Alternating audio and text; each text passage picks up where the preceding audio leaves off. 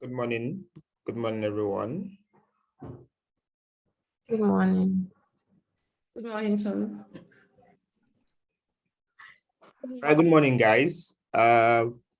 So you're welcome to week 4 of the Tomato Factory, and I guess that's been an exciting run. Today's session is going to be taken by, you can already see this, that she's sharing her screen. It's going to be taken by Precious Adeyemi. Precious Adeyemi is, you can leave the screen share though. Precious Adeyemi is an amazing person. That's all I can say, because I think one thing that stood out is the way she decided to write her bio, but I think it's fine that way. So Precious meets the class of the Tomato Factory. Bishop, Emmanuel, Desola, Victoria. One person is missing, but we can proceed in that sense.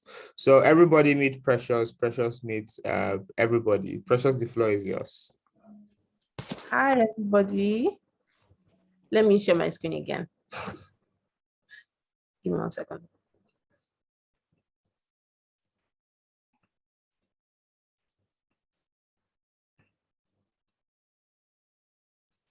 Great. Can we also my screen?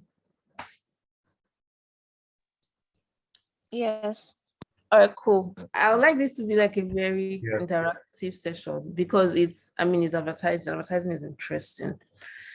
I think it's one of the most interesting things in the world, but I'm biased, so so yes. Hi everybody, my name is Precious. Let me introduce myself a little bit. I'm a writer, but I really get my daily bread from copywriting, which is writing creatively for ads, writing creatively for brands. And I think I'm just like very happy to be in this space. I've worked with a number of brands like Johnny Walker, Nine Mobile, Fidelity Bank, British Council. There are a lot. I don't want to brag too much, but my ride has been interesting. I've been in the industry 4 years, going on 5 now. And to be honest, it's interesting. And I feel like everybody has seen my bio. So that says a bit about me. I am, I like the way I structured my bio was very important. I believe enjoyment is first, then work second, then other things can come in.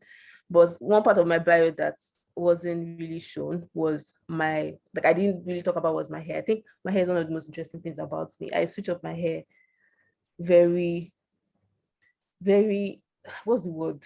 I switch up my hair like all the time. Right now my hair is blue. So sometimes you may not understand if, is this the Precious I know? But yeah, that's about me. I guess maybe we can meet each other later, but I'll just jump straight into the presentation so as not to take your time. All right.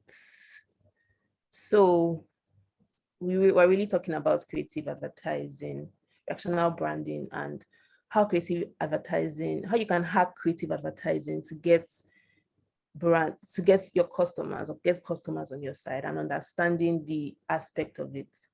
And the first question you would ask is why? Why bother? Like, why don't I just show you, okay, my brand has 5 parts of it. This is it. Do whatever you want with it. Why do people spend billions of dollars every year? Brands actually spend billions of dollars every year trying to advertise their products. Why are they so interested in getting their customers' attention? It's because the competitive space the brand space is very competitive. And if you are not doing something to get your customers' attention, somebody else will, and they will switch up on you like this. There was a time that everybody was saying, oh, why does St. Louis does not advertise? And look at, they're still one of the biggest now. Everybody's buying St. Louis sugar, at least in the Nigerian space. We're all big on that. Now, where is St. Louis sugar? I'm not saying that advertising could have saved them, because maybe people's taste change or stuff like that, but it could have been a factor. Do you understand? And I feel like that is, and as you can see the corner of my screen here, we have this very popular guy who is not a preacher of love. He is at war, and that is what brands are at, in my opinion. Everybody is fighting for your attention. Every minute a customer is not talking about your brand and is talking about your competitor's brand, you're at a loss, because from talking, they get interest, from interest, they purchase, from purchase, they switch, and there you've lost one customer already.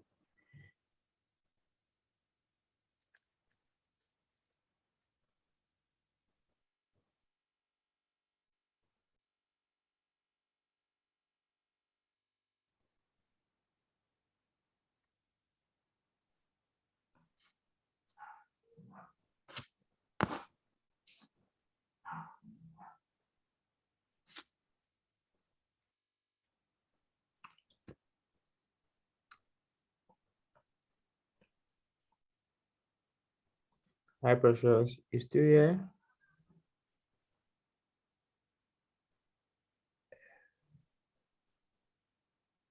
Okay, I can see the mouse moving.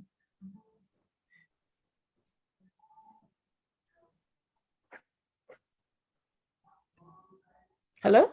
Yeah, we can hear you now. Sorry, my network. I just hope my network doesn't try to embarrass me today. Wow. Because I mean, I'm in Nigeria, so people should understand. Well, people should understand, please. But I hopefully it wouldn't do nonsense today.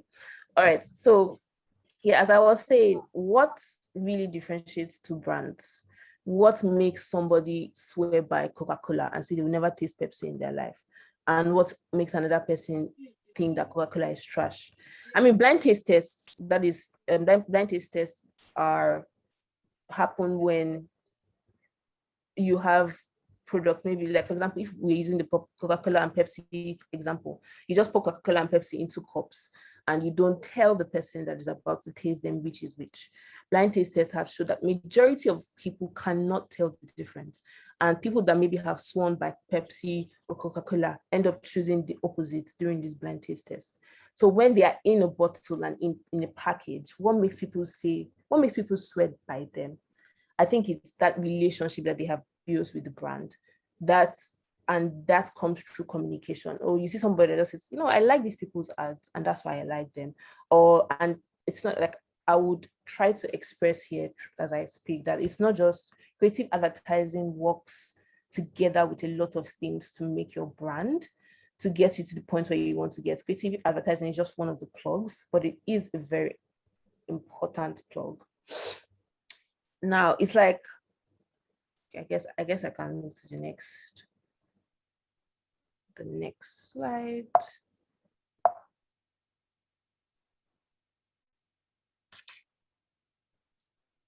All right, who can remember the beloved bank was? I think this is still by far the most interesting thing that's happened in Nigerian advertising scene. It's subjective, but I mean, when you see things that are happening in other countries, you're like, why don't we have guts in Nigeria? Why don't our brands have the guts? And I think this was the most interesting thing for me. So Sterling Bank had come out with this ad: in shooting for the moon, men become stars, right? And they had called out using elements of their brand, Union Bank, First Bank, Access Bank, and GT Bank. And at that point, the whole of Twitter was crazy. Everybody was wild, waiting for every brand to respond. And of all these brands, one did not respond. Can you guys remember which? First Bank. Okay. Any other person? Wait, it was First Bank that went to go and report to CBN now. Go on. Okay. I think it was First Bank, sir. First Bank didn't respond. Wait. Does everybody else think it was First Bank that didn't respond? I don't know if it was First Bank or Union Bank, but I know that Access and GT Bank responded. Okay. On the other hand, GT Bank is the only bank that did not respond. So Union Bank had talked something about heading to the moon without a spacesuit, Johnny Messi's, and they used the walking emoji. And Access Bank went on to just talk about, they are one of the best banks, by talking about, instead of focusing on just the one customer, they're focusing on bigger things or something like that. And First Bank came in with the respect your elders, what an elder cannot see sit. I mean, what a child cannot see sitting, or what a child cannot see when they travel to the moon, an elder can see sitting. And everybody was going for GT Bank's reply because they thought that GT Bank would come with one badass reply and shake the whole of Twitter. But GT Bank was just like, I beg, I know people's time. I have Fashion Week to prepare for, and like they just like let it like just let it die, right? And a lot of people assumed or thought that this is what would happen because they kind of figured out that this is the kind of brand that GT Bank is. They are probably the more mature ones, quote unquote, or the ones that are more interested in other things. Like they're not ready to play in the gutter with you. They have higher stakes, right? And how were people able to predict that? It's by what GT Bank has shown us over the years through creative advertising, through communication, through their elements of branding. This is how we're able to tell that this is how GT Bank will respond in a certain situation, or this is how Fidelity or Union Bank will respond in a certain situation. And you ever notice, like maybe when a brand does something and you say, oh, that is out of character of that brand. That's because over time, the brand has been able to cement a certain character in your head. All right. Still on the why creative advertising. Brand recognition is the goal. These are the 5 stages of brand recognition: awareness, preference, reputation, trust, loyalty. And that 5th place, loyalty, is where that is the sweet spot. That is where everybody is gunning for. But I'll just try to like touch on how you get to loyalty in a bit. So awareness is you bring out an advert. Look at us, so we're selling bed sheet, and everybody's like, okay, cool, you have a bed sheet. Everybody's aware of the product and what the product can do or can bring to them. But that doesn't necessarily say that they will purchase that product. They are aware of the product. They probably have one that is already serving that purpose, right?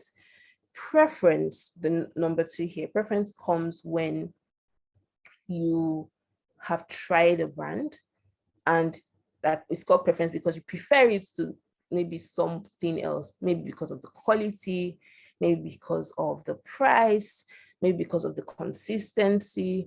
You just be like, I just tried this new product. For example, maybe say I tried for maybe women that have maybe been using always pad for decades.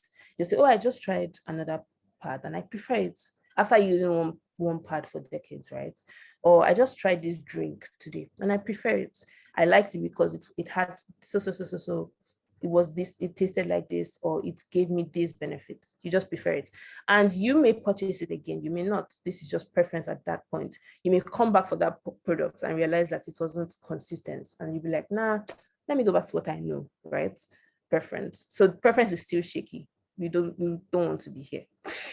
The third stage rather is reputation.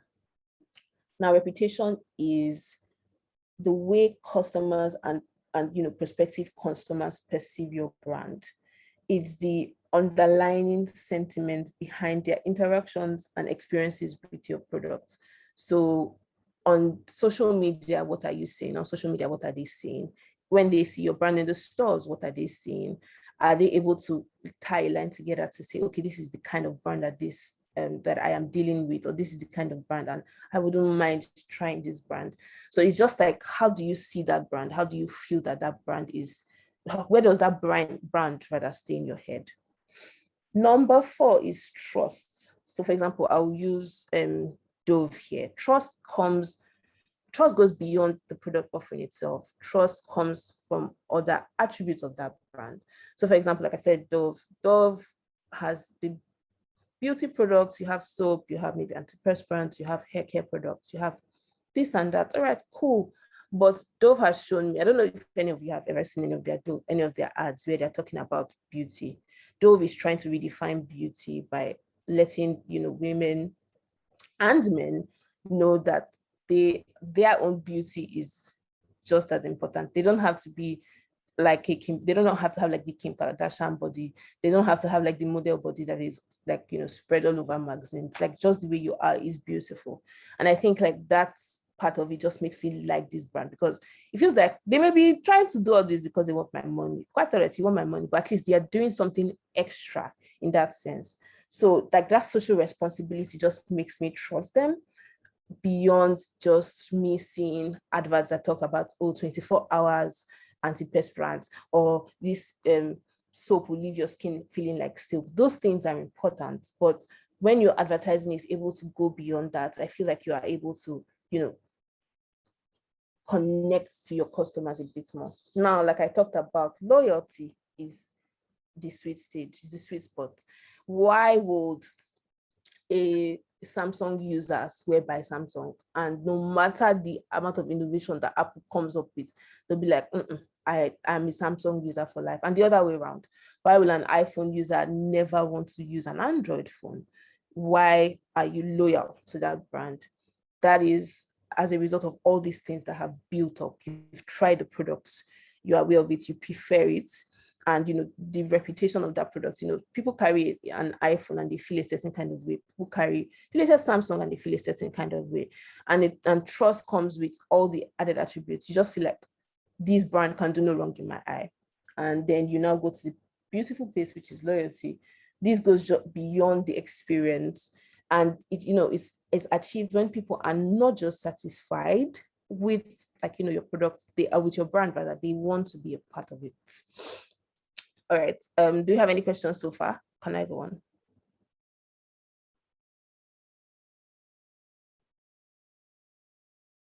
I guess that means I can go on, so I will. All right. So now we've talked about all these things, why advertising, brand recognition is the goal. And in brand recognition, what you really want is loyalty. Now, creative advertising can and will be different. But what elements of creative advertising can you pick that is able to, tick in the minds of your customers, or in the minds of consumers? I just brought out 4 here: sound, color, storytelling, humor. There are a lot. Trust me when I say there are a lot, but these are the 4 that I would just like for us to dwell on today. Right.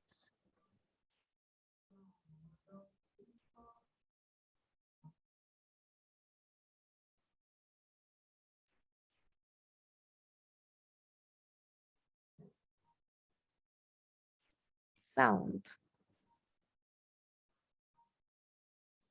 I don't know. Okay, this will play. Good. So sound goes beyond your, people have like payoffs. So for example, you hear, which payoff can I use now? Let's say Johnny Walker, Keep Walking. Or let's say, payoff's not in my head today.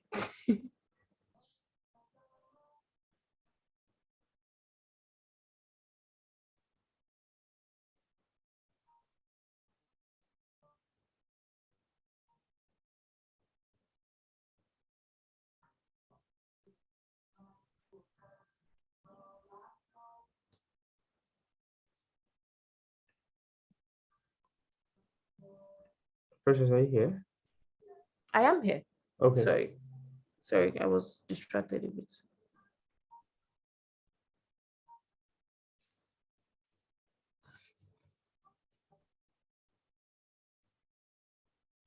All right, I'm back. Sorry, guys. All right, sound. Now, sound goes beyond, like I said, goes beyond just a payoff, or goes just beyond how you end an ad. When people hear a certain sound, does it make people remember your brand? That is, I think people call sound, you can interchange it with like a sonic logo, like how you have like your physical logo or your visual logo. You can have like a sonic logo, which is what people, when people hear, or like how you see a logo, you see a logo and you see, okay, that is a certain brand, that is maybe LG, or that is Hyundai. Now, when you hear a certain sound, what comes to mind? Let me play this song quickly. I hope you can hear. Netflix. Do you hear that? Good, exactly. I mean, you may have picked that from watching Netflix all the time because that is in all of their movies, but also in the advertising, they use it. And that is something they have even picked and branded. That is the Tudum sound.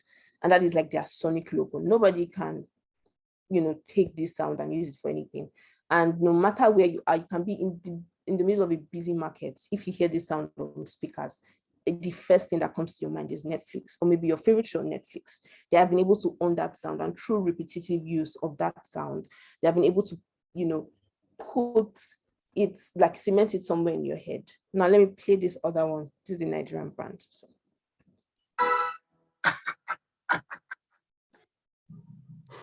Milo. Good, exactly. So Milo this is like their part of their payoff. Payoff is basically how you end an ad. So they have used this over and over again. That you can see, like you can be in a house party and somebody just starts clapping and everybody else is clapping and everybody just shouts at the end, Milo. And there you are. Where is Bonvita in the middle of that? Nobody is shouting Bonvita. They're shouting your brand. And that is like, an element of creative advertising that I think is one of the most underrated, because I'd like people just focus on other elements, which are important, but I think sound is underrated. Sound is not used as much as it can, as much as it should be, because sound can really get you a lot from, just playing like 2 to 3 seconds of sound can make you remember a certain product. And really that's what you're trying to get. Remember, you're trying to keep your brand top in people's minds. And so, like I said, higher brand recognition, recall, it's just like a catchy thing that you pick, right? Now let me play this Colgate. What Colgate did with their sound.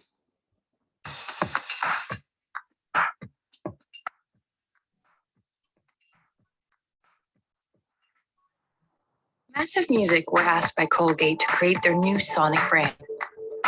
We uncovered 3 main challenges. The sonic brand needed to create consistency, but be flexible enough to work across more than 200 markets globally.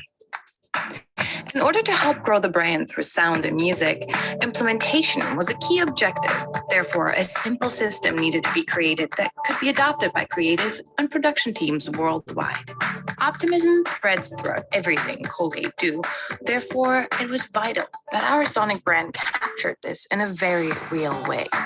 To capture optimism in its purest form, we turned to science, embarking on Massive Music's first academic study. We spoke with some of the world's leading experts on the subject. Giving the music a very steady pulse, people can find that pulse easier. You could use instruments that sound brighter, instruments that have a lot of energy in the higher frequency components of the sound. And then every once in a while throw something in, pitch bend, a trill, it could be just any sort of thing that's not so obvious at that moment. So optimism is really a state of mind. There are certain sounds that we have been culturally conditioned to understand as happy or optimistic. People hum when they're happy. If you think about it, it's the sort of emotion that is expressed through the humming. Then there's also physical experience. So what did science tell us about the sound of optimism?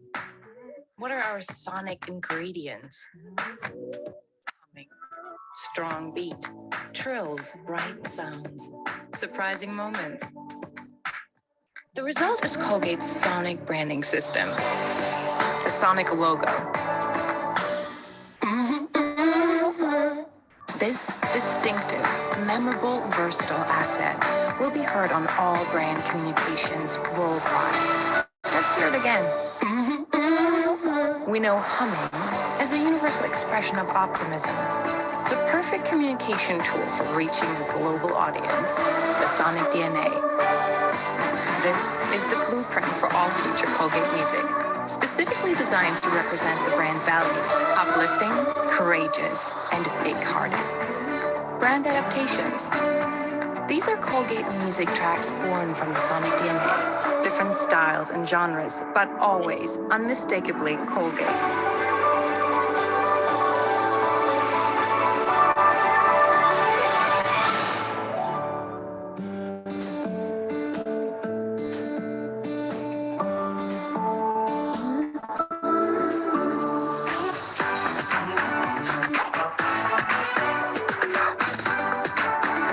pretty much just goes on and on till the end about the sound.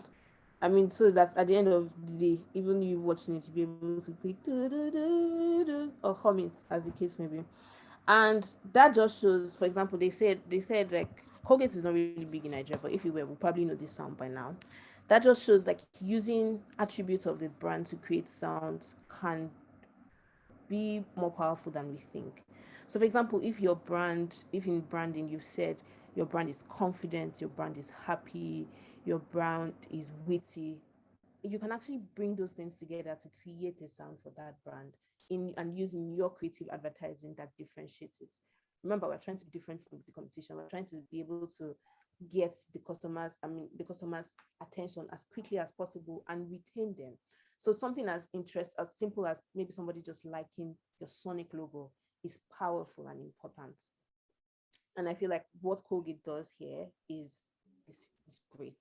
Now for Milo has been using that Milo that we had just seen earlier. Milo has been using that sound for, should I say, decades. And no matter where you are, you can pick that sound. Milo doesn't need to come and tell you, I am a I'm a beverage that you can drink every morning. Da, da, da. No, they just play that sound and you pick it immediately. For this same thing for Colgate. Sorry, I'm not a singer, but but does that sound the load can make you think of Colgate in this sense? Yeah, that is how I feel like sound is powerful. So mixing sound with whatever other elements of creative advertising you're able to bring up or come up with can definitely make a difference. Switch over quickly to the next one, which is colors. Colors are, I mean, for branding, colors are important. You think of red. When you think of red, actually, what brand comes to mind? I would like to know. Good. Red Bull. Red Bull. Sorry? Coca-Cola. Coca-Cola, yes. Coca-Cola is Close close up. Flakes, exactly. When you think of blue, what brand comes to mind? Blue. Baba Blue. Baba Blue, perfect. That's actually perfect. Yeah. Any other? Uche Sorry? Uche is a personal brand. Like, okay. that he's like the first person that popped up in my head when Well, you mentioned the color blue. It is the first one, so it's valid. What of orange? When you think orange, what brand comes to mind? Mirinda. Mirinda, yeah. Happy people. Yes. Sorry, I didn't pick that. CB.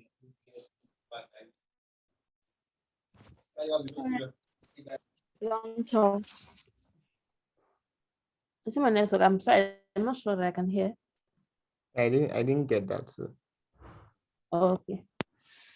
GTV. GTV, yeah. Oh, GTV is yes, exactly. Good. So your use of colors can make or mar your brand. First of all, you're supposed to be consistent in your advertising, that when people see a particular color, they're able to tell that this is the brand just by seeing those colors or that color, your brand colors. I'm going to show you one that I thought was absolutely smart. Yeah, let's play quickly. Maybe I didn't treat you quite as good as I should have. Maybe I didn't love you quite as often as I could have. Little things I should have said and done, I just never took the time. You were always on my mind. You were always on my mind. Did you guys pick that? yeah. Good. So throughout the ad, they just showed like so-called natural black and white images. You see a cat sitting on a drum and you're like, what's this doing in this ad? or you see like a wall painted black and white. You're like, what is this doing in this ad? But they're just trying to remind you. This was like, in the peak of Pandemic. pandemic coming to an end and everybody coming back to pubs, as the case may be, because pubs really like took a hit during the pandemic.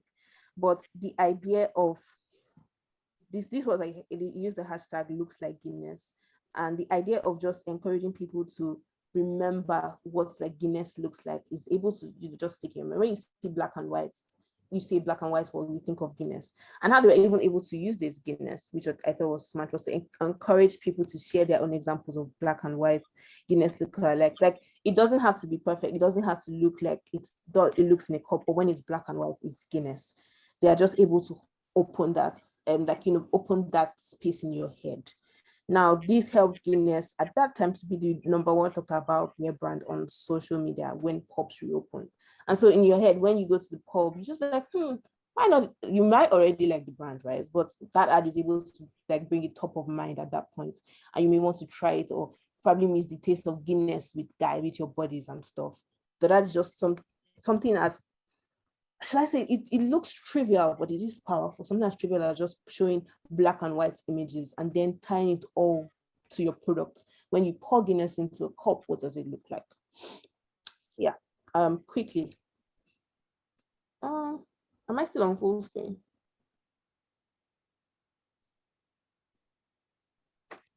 Let me reshare.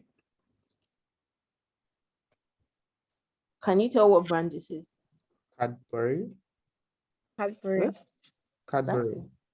Yes. Here, they don't have their logo. They don't have their brand name. They just have their color and font, and you are able to tell what brand it is.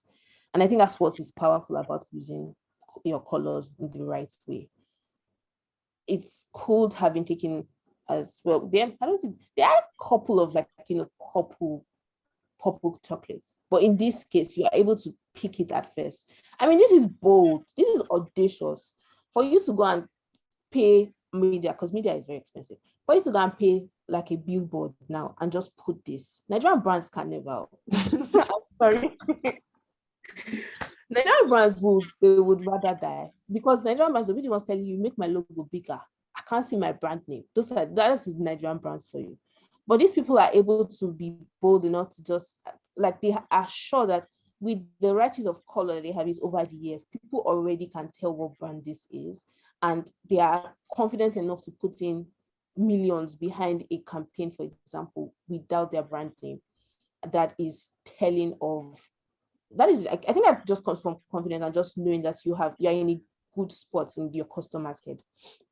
Now, this was a campaign. It came from research that reveals, like, in the UK, a lot of people over the age of 65 were, lonely. They went a week without speaking to anyone. And so the idea is, buy one of these and 30p goes to Age UK. So basically you're donating your words. The idea is, okay, people are lonely. They're taking the words off their packaging, from the brand content, everything of their packaging. The idea is so that, they can help older people feel, not alone. And I feel like in the UK, a lot of people, like the UK, people jackpot, quote and unquote, and they already tell you how lonely it is. So imagine somebody that maybe their children have moved away, their partner has died. That just makes, like, I don't know, it feels very lonely, sorry. But now, like, it's not just about, for example, in this case, removing your brand name from your products and adverts.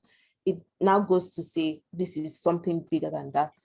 And that is what I was talking about when like the fourth stage of brand recognition, where it comes to a point of trust. So it's like there's just that thing that, okay, this brand is responsible enough to do this. I feel like this brand is a good brand. And you had people, the campaign showed a lot of people that would typically not even buy, those chocolates, going on to reach out for it, because it's like, okay, this is also for a greater good. But I think this was a very brilliant use of colors. Next, my favorite by far is storytelling, because obviously I'm a writer. But storytelling is what, for example, those Airtel ads that everybody loved for a long time. that is what we were doing. I mean, Ethel could come and tell you, buy something for 200 naira and get this free. They could say that, but that's boring, that's overdone, that everybody knows it already. So give us something interesting, right? Let me quickly jump. Chanel, let's play this.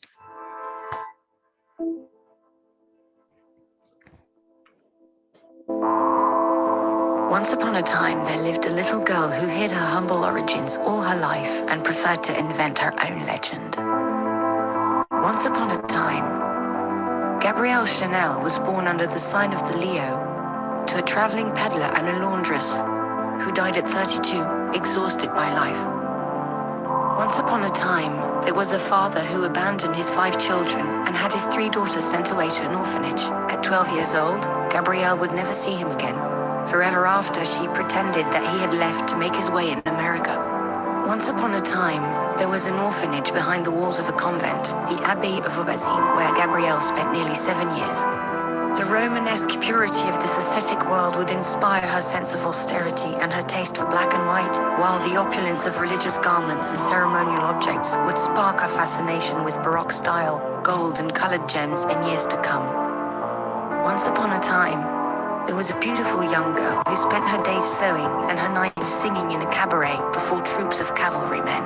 She was called Coco because she often sang, "Who's seen Coco in the Trocadero?" She always preferred to pretend that Coco was the nickname given to her by her father. Once upon a time, a young woman with a boyish allure refused to ride side saddle on the horses of a well-born cavalier, Etienne Balsan. She dressed like no one else, taking her inspiration from masculine attire and inventing new styles of hat, which she stripped off their birds and feathers to make them simpler, lighter, more chic. Her first clients were working girls, but society quickly followed.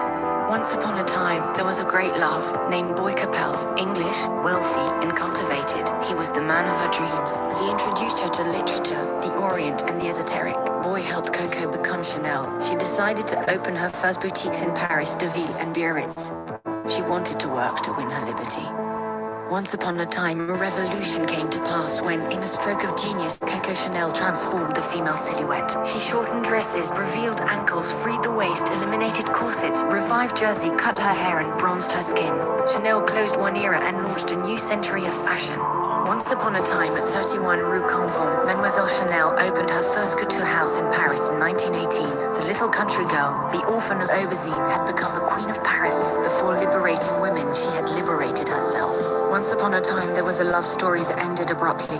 Boy Capel died in a car accident. For the first and last time, Coco Chanel was seen to cry. "Either I die as well," she said, "or I finish what we started together." She chose to go on.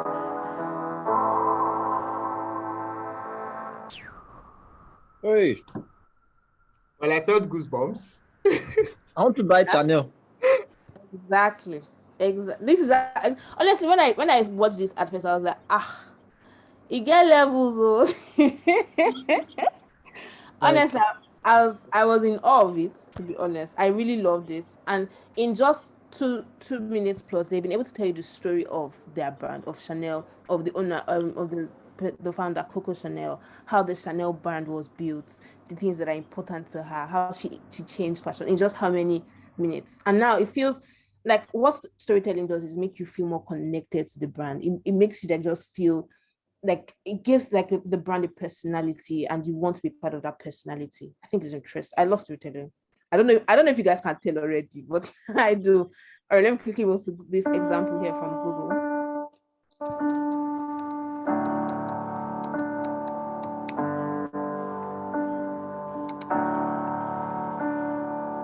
Hey Google, show me photos of me and Loretta.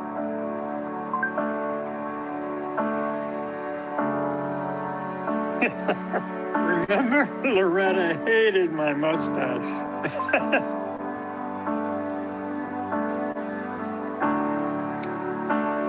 Remember, Loretta loved going to Alaska and scallops.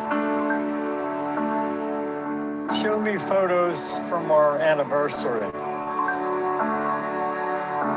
Remember, she always snorted when she laughed. Play our favorite movie.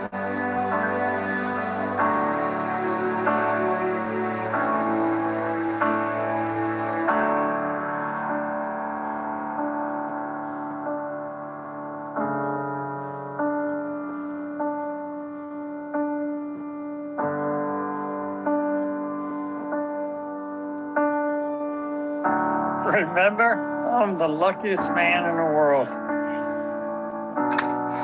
Come on, boy.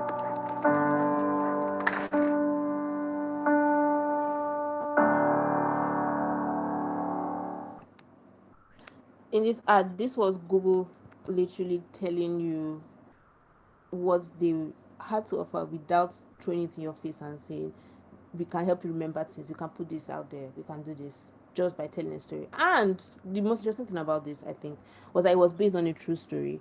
Apparently this was an employer's grandfather. This story was based on an employer's grandfather who, and his 5-year-old person who had lost his wife and was suffering from dementia. And that's in that moment of truth, you're able to tell a story that is true and that is relatable and emotional.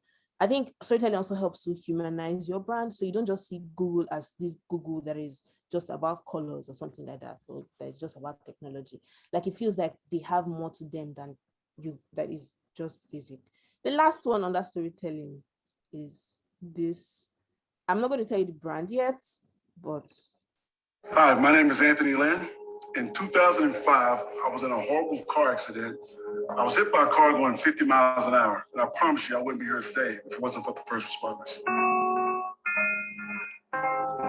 They told me that I flew 45, 50 feet in the air. The doctor told me, so you're very lucky. It was a miracle. Hi, Coach. My name is Jim Brittle. This is my partner, Craig Kelly. We're the first two first responders on scene. Coach, my name is Skyla Bosco. I was the paramedic on Medic Engine 1 that evening.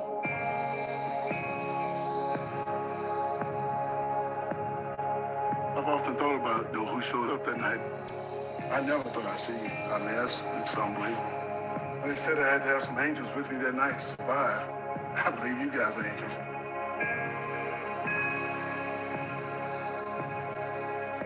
Thank you, guys. Thank you.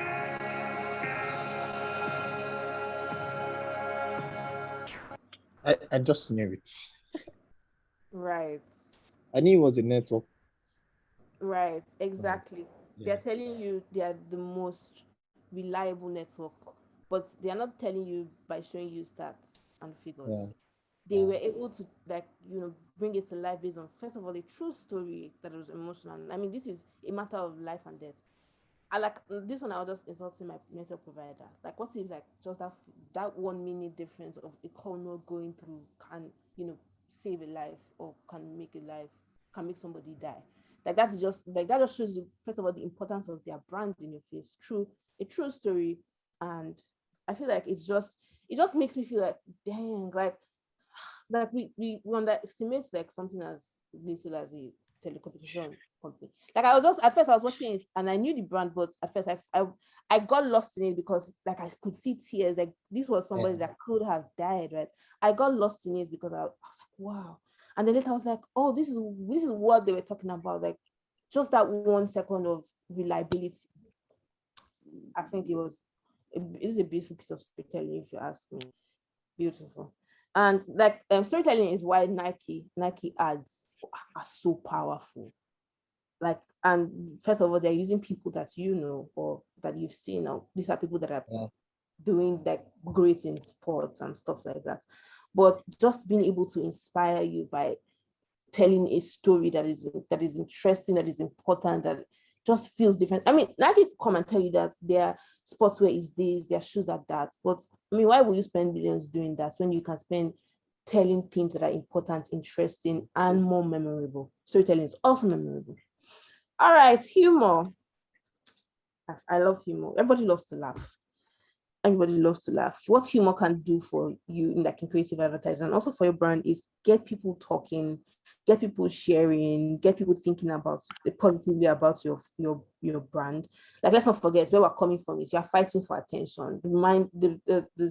The span of people's brains gets shorter and shorter. People do not have time to focus on your brand, but they remember something that made them laugh. So in using human creative advertising, I will use this example. Alexa. It's just flawless, isn't it? I think so. Yeah. I mean, I literally couldn't imagine a more beautiful vessel for Alexa to be inside. Alexa, how many tablespoons are in a cup? There are 16 tablespoons in a cup. Babe, food just got here. Why are you cooking? What's that? Alexa, turn on the sprinklers. Honey, I already ran the sprinklers. Things are getting way too wet around here. Alexa, dim the lights.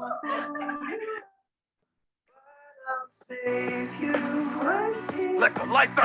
Alexa, lights up! Add bath oils to my shopping list. Alexa, no, don't do that. Read my audiobook. I was in his hands. I was being changed. That I was also kissing him. Honey, other people have to use the bathroom around here too.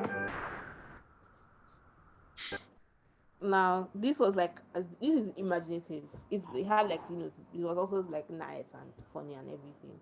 But it is, I mean, Alexa ad will come and tell you these are the things that Alexa does. But through humor, this is able to tell that like what the brand can offer you by just making you focus on other things. But you don't focus on the important things, which is what the brand doesn't want you to forget, remember, which is what they can offer you. But when they're able to infuse other elements, it just keeps you top of mind in that case. So, I mean, tech ads don't always have to be about facts and specs and Nah. It can be interesting, it can be funny, it can be imaginative. That's what this ad does beautifully. Next, on our humor list is this one. This was extra. It's literally called Extra Gun. Sorry, before we go on, this was in the pandemic. So, all right. Good morning, folks. This is WGUM, your stay-at-home radio station with better music and more of it. News and weather is on the way. And this just in, we are back. We can see people again. How about that? I can't believe it. News is on the way. We'll learn more in just a moment. I can't believe it. There were nights when the wind was so cold. Well, I was in bed if I just listened to it right outside the window. I finished crying in the instant that you left, and I can't remember where or when or how. And I banished every memory you and I had ever made.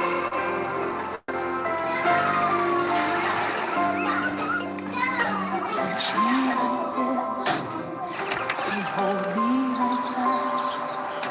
I just have to admit that it's all coming back to me. It's all coming back, it's all coming back to me now. There were moments of gold and there were flashes of light. There were nights of endless pleasure. It was more than any loss in love. Baby, baby, if I kiss you like this, and if you whisper like that, it was lost long ago, but it's all coming back to me. If you want me like this, and if you need me like that, it was that long ago, but it's all coming back to me. It's so hard to resist, and it's all coming back to me. I can barely recall, but it's all coming back to me now.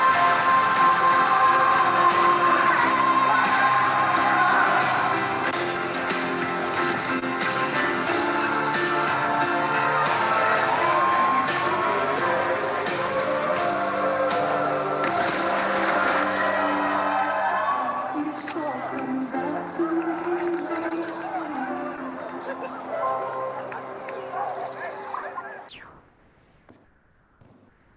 I'm so sorry, but this ad was so silly. Oh my god, this ad was extra. That's all I can say. So this is definitely exaggeration. I mean, this was able to, that point in lockdown where we were all sick of being home. We were all sick of being locked down. Like that emotion, they're able to like bring it to life of like you are literally like a homebody now, but like the part of somebody's hand is coming in the sun and it's melting like he's a vampire. I was like, come on, guys. But like I feel like if we don't have this product, I've not seen this product in Nigeria, but if I see it, I would definitely try it, because I'm like, what is it about this girl? You put her like really extra. And that is just like, I will definitely remember this ad. Creative advertising is able to do that for you. Woo! All right, I'm trying to round off now, but before we go, I'm just going to put one. It's not under my 4 that I listed out under creative advertising. It is a Burberry ad. Now, before I even play this ad, I'll just talk about how, like I said, that is just elements that, those 4 elements that I listed out: sound, humor, storytelling, and what was the last one again? Color. Good, thank you. So those are just like things that you can use in your creative advertising to make a difference, to make people remember, to make people like your brand, to get you on that, like from number 1 to number 5 in your top 5, in your top 5, stages of recognition, to get you to number 5, which is loyalty from awareness, right? But there are other things you can use, like a comparison kind of thing, which is like people are very daring in such as like that. They're able to say, okay, we are much better than this ad, than this brother, than this brand. Come and fight us. You can't really get away with things like that in Nigeria, but at least other people have balls to do it. You have people also like maybe doing testimonial, and I don't mean all the testimonial where you just say, Baba, just say thank you. Oh, I was able to. No, not those kind of testimonials, but testimonials that can be interesting. Also infuses, bits of storytelling. I don't have time to show all those, but basically there are so many ways to go. So many ways. So when briefs come in, I will use my example. When briefs come in, for example, there is 1,000,001 ways to go about it. And in that point, in that case, is finding what you think is the most effective and the most needed. So for example, if a brand is feeling like it's losing, it's getting dull in the eyes of consumers, you can throw in a bit of humor to say, we're not dead guys, or we're still cool. Or when a brand is losing touch, like it's not as personable again, you can use storytelling to just inject it in people. So it's just like when you feel like there's a drop in something, you feel like people are maybe moving on to another brand because of something like that, you can use elements in in all of this. Or when you feel like your brand is not doing so well when it comes to branding, use colors, just switch things up a bit. Creative advertising, important. Now this last one, like I said, this is just like the extra spice to it. I hope it plays well. I don't know, have the videos been playing well? I hope it's not doing that glitching thing that it does when you it has. Yes. Oh, sorry. No, it has been playing well. Oh, it has been playing well. Oh, that's yes. Relief. All right, let me play this and we go.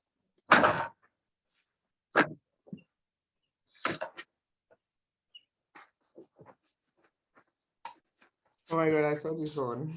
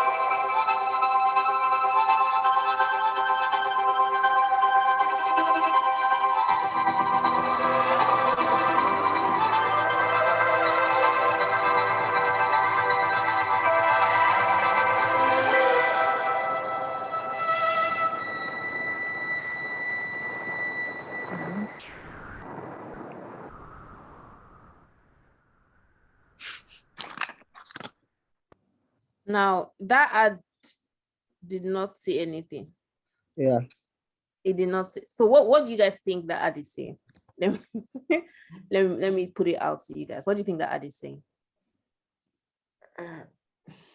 So for me, so I know Burberry is a clothing line. So I don't know. I'm trying to see, maybe they were talking about how light their clothes are, that you can even fly in them. Okay. Any other person? So, No, shoot. okay. So that jacket, I feel like that jacket, because whenever you wear that kind of jacket, you feel like you're inside designer. You carry flying it. There's breeze. I think that's the whole point. You want to pass that. This jacket Yeah. makes you Good. So Burberry is really about like they want to like talk about freedom to be you, freedom to do this, freedom to do that. And this was like, I imagine the brief was like, how can we show freedom? And they just like, okay, let's show people flying. And in the comments on this, when I watched this on YouTube, people were like, this is how I fly in my dreams. Like, this felt so freeing. Like, I can watch this over and over again and stuff like that. But it's just like showing like an element of your brand and blowing it, quote unquote, out of proportion and exaggerating it a little so that people can pick that part of your brand and always stick to it. So I mean, I may not be able to afford the Burberry coats right now, but later in life, I mean, it'll be cool. Why not? But like, just like consistency on the creative front. I feel like I've spent so much time. We've run out of time right now. Do you guys have questions, please? Yes, I have a question. Please ask. So I want to ask that, is it possible to like infuse this 4 major elements into one ad? Like you put in your sound, color, storytelling, and like into one. Is it going to be, if you do that, is it going to like over congest the? Oh, at all. It's good that you do. So for example, like I said, it's elements. So your ad will always use your colors, right? Your ad will, for example, if you have a sonic low, your ad will always end on that. So it's not like as if you're doing anything that's too much. For example, if you want to, storytelling and humor also go hand in hand. You can tell a story that is funny, right? These are things that they play beautifully well together. And in all ads, for example, in the ads I played, they use they have varying degrees of these things. So the major element of one may be storytelling, but all the other parts of it, because it's still elements of branding in that case, your ads will exist with this either way. So it won't seem too much. It won't seem like you don't know what you're saying. You may have one that is the rider, like is the the major guy, the star, but other elements should or can still play. You may not always use humor, for example. That is something you can use either lightly or sparingly, depending on the kind of brand that you are. But there are other elements that will always come through, always. All right. Thank you.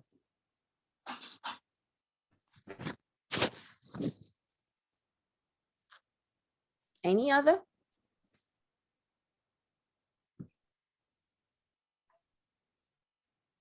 Hi, Precious.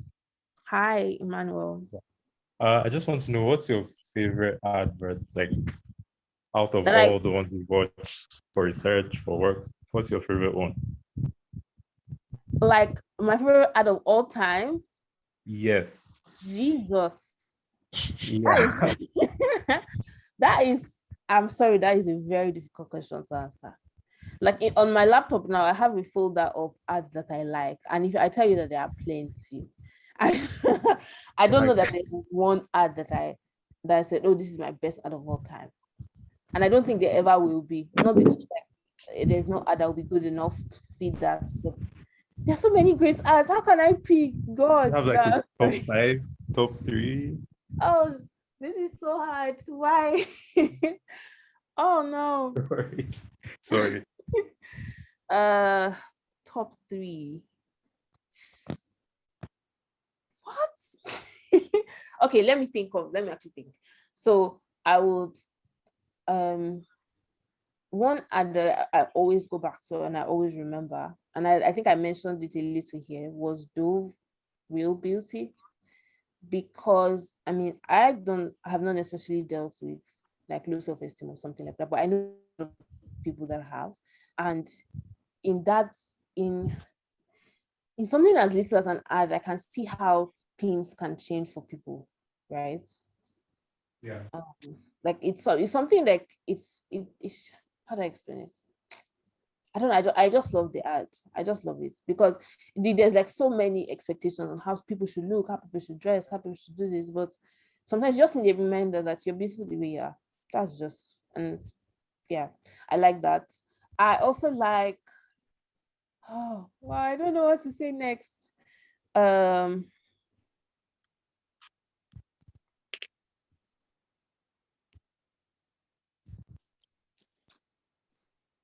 Oh no, this is hard. I'm sorry. So I'm somebody that doesn't like, I don't have favorites of anything because I can't choose. So this is definitely hard.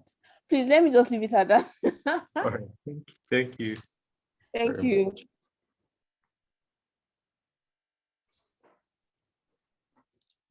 So I have a question. All right. What's your process like in writing copies for creative advertising? Okay, so let me use for example, maybe if I'm writing a press advert or a television commercial, for example, it's first of all you get a brief and the brief tells you this is what we want, this is what we're lacking, and this is what we're trying to solve. And at that point, I always think of the consumer first. Like I think of where they are, how they see the brand, and what they want to see about the brand that will possibly change their mind or will make them love that brand more. Just like that beloved feeling that people have towards the brand. Because I definitely personalize all the brands I work with so that I'm able to bring the best out of them. So exactly. So getting a brief now, I am able to just think of what does a customer or a prospective customer want to hear about this brand that will make them change their mind, or that will make them look twice at this brand and make them want to choose. And that is really what guides me towards it, because at least for us here, some parts of the creative advertising are not as detailed or defined. They don't tell you that this is exactly how we want to go. So you have that kind of freedom as long as client likes it and they are willing enough to run with it, because if you are able to convince them that, oh, this is what you need right now, based on research, of course. But yeah, that is really my process. Get on with what does the client want to achieve? Cool. What does the customer want to hear? That's like my major thing. From what do they want to hear? Like I legit just sit back and think, what do they want to hear? And I pretty much just write that out. If it's a press ad, for example, what example can I use now? If it's a press ad, for example, and they are trying to maybe look for an air conditioner, right? I mean, not necessarily going to say, oh, this would make your room cool, because everybody knows that's what an air conditioner do. I may just pick on one major thing that is a problem, like maybe which one can I use now? Maybe sweating off during a meeting, for example. For example, now maybe I'm presenting and my camera is on. That? Sorry? I think it's a mistake. You can go on. Okay. So for example, now, like I can just, for example, this just came to mind now. I'm in a meeting, like I'm presenting and my camera is on. And, the tension that may come with presenting something maybe that is what millions of naira, as the case may be, and as little as just looking extra agitated because you are sweating and like the sweat pouring out your face. I can also use exaggeration in this case, depending on the brand, and like if that is part of the things that they will work with either way, and just show like maybe sweat pouring down on the person, like just sweating, and now you not just see the flip side of this thing. Like it can as little as just having an AC in your room, for example, can either make or break your deal, something like that. Do you get? So just something that is relatable, something that they can say like, I know how that feels. That's what I really like to see. Yeah. That makes sense. Thank you.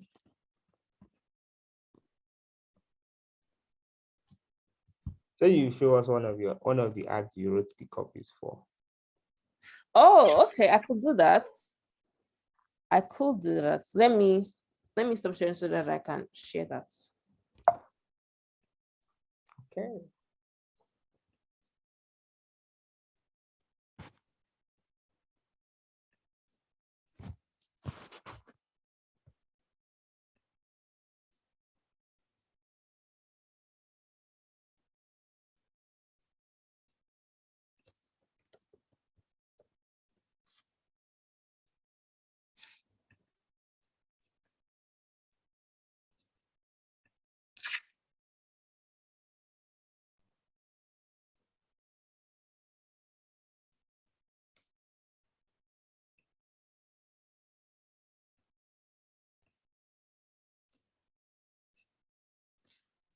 I'm just going to go straight to my portfolio because why not?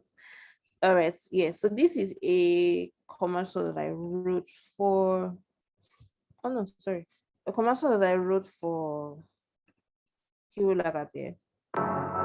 This can you see the ad I'm presenting on YouTube?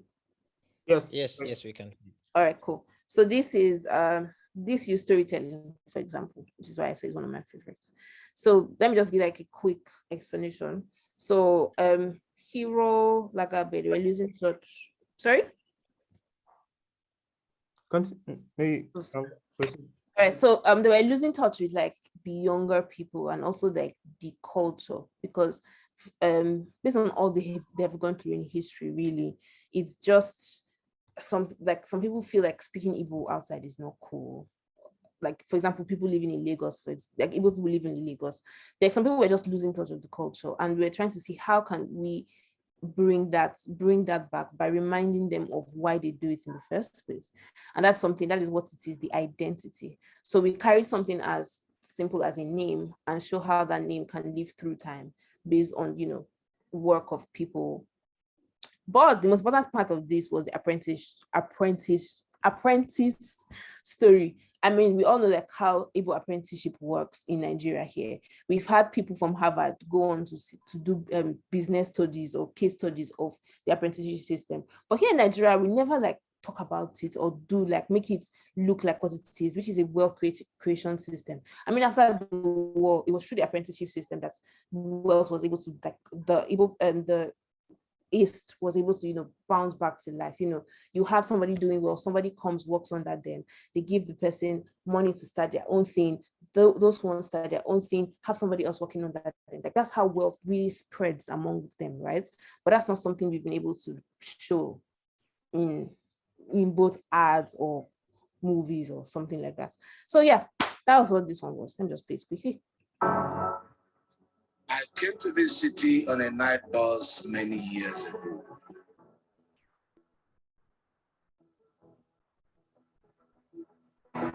Where he took me under his wings and taught me the ropes.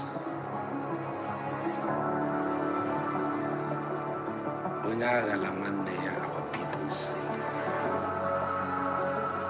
Then he cleared a fresh path for me and started me on my journey.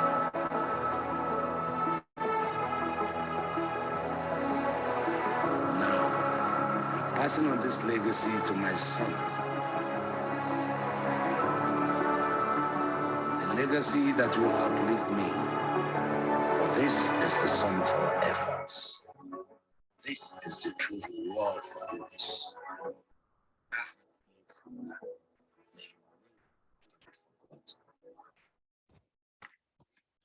All right, cool.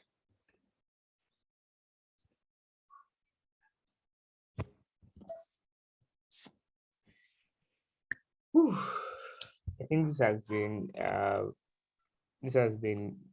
most exhilarating and very, very insightful. Precious, thank you. Thank you so much. I don't even know how Thank to package the thank you. But thank you. Thank you. That's all I can say. I don't have anything to say again. I understand. It's all good. Thank you guys. You guys have been a nice, beautiful, wonderful audience. Thank you guys so much. Thank you so much. All right. Have a great weekend, guys. You All too, right. Precious. Yeah. Yes, sir. Bye. Bye-bye.